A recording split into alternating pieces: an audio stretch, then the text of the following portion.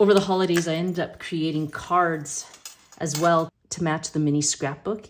And I had cards left over from the holidays. So I thought, you know, I'm going to turn that into a mini scrapbook. This is it here. It's actually a mini scrapbook journal with a signature in it that I had created, but it actually, with all the extra envelopes and cards, I just created this mini envelope card scrapbook journal. But again, I was like, oh, the closure, it's become an afterthought. So I'm going to show you how to create this Hitch post closure. And all it is a large brad, you can see here,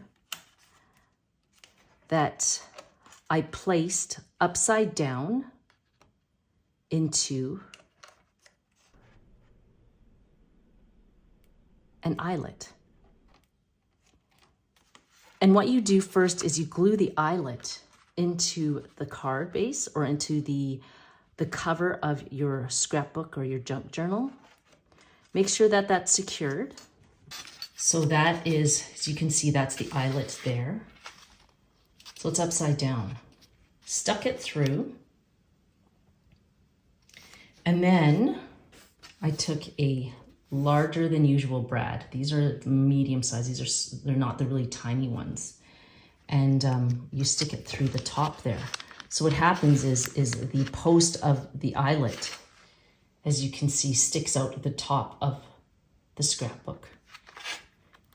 And then you close that over and you've got this bumped up Hitch post closure. And then what I did in the back here, so I said it was an afterthought. If you watch the video, I literally tear this, this scrapbook journal apart. But I end up gluing the thread here through the envelope. And then I have that just sticking out. I placed a little embellishment to keep it weighted. And there. That is your closure. So quite simple. Actually, this is how it happened. I have this beautiful deer and I wrapped it around his neck, snaked it through underneath the signature, and then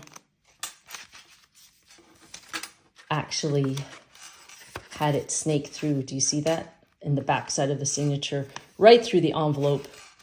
And I did this situation here, which I thought was quite neat. If you're interested, I'll also put a link to this in the description box below.